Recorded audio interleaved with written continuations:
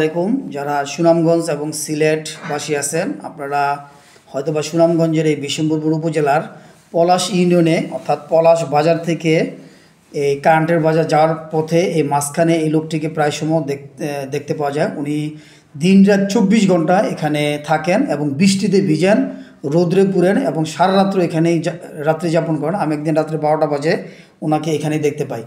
তো আপনারা যারা সুনামগঞ্জ এবং বিশম্বরপুর উপজেলার আশেপাশে যারা আছেন এবং সুনামগঞ্জ শহরে যারা আছেন, যারা স্বেচ্ছাসেবী সংগঠন আছেন, অথবা যদি কোনো হৃদয়বান ব্যক্তি থাকেন, ওনাকে একটুখানি সহযোগিতা করেন। অন্ততপক্ষে মানবিক দৃষ্টিকোণ থেকে ওনার জন্য আমি আপনাদের কাছে সহযোগিতা কামনা করছি। কোনো সংগঠন অথবা কোনো ব্যক্তি অথবা কোনো স্বেচ্ছাসেবী কোনো যদি গুরুত্বপূর্ণ কোনো সংগঠন থাকেন যারা মানবিকতা নিয়ে কাজ করেন, তারা অন্ততপক্ষে এগিয়ে আসুন। আর ওনার সম্পূর্ণ ঠিকানা এবং জানতে আমার সাথে যোগাযোগ করতে পারেন। আমি আমার মোবাইল নাম্বারটি কমেন্ট বক্সে দিয়ে দেব। আর দেখেন উনি কীভাবে শীতে কাঁপতেছে। ওনাকে আমি দিন রাতে 12টা বাজে দেখি এখানে ঝুম বৃষ্টিতে ভিজতেছে বসে বসে।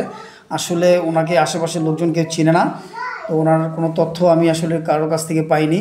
তো আমি চিন্তা করলাম যে আপনাদেরকে ভিডিওটা ওনার করে আমি শেয়ার করি। তো যারা আসলে সম্ভব যাদের, আপনারা ওনাকে একটু সহযোগিতা করেন। আপনাদের কাছে আমার অনুরোধ, যারা সুনামগঞ্জবাসী এবং বিশম্বরপুর উপজেলাবাসী যারা আছেন, ওনাকে একটু মানবিকতার দিক থেকে ওনাকে সহযোগিতা করুন। আর ওনার সাথে যোগাযোগ করতে এবং কি ওনাকে খুঁজে পেতে আমার সাথে অবশ্যই আপনারা যোগাযোগ করবেন। আমি বিশম্বরপুর উপজেলা সদরে থাকি। তো ধন্যবাদ, আমাকে সহযোগিতা করুন সবাই। আসসালামু আলাইকুম।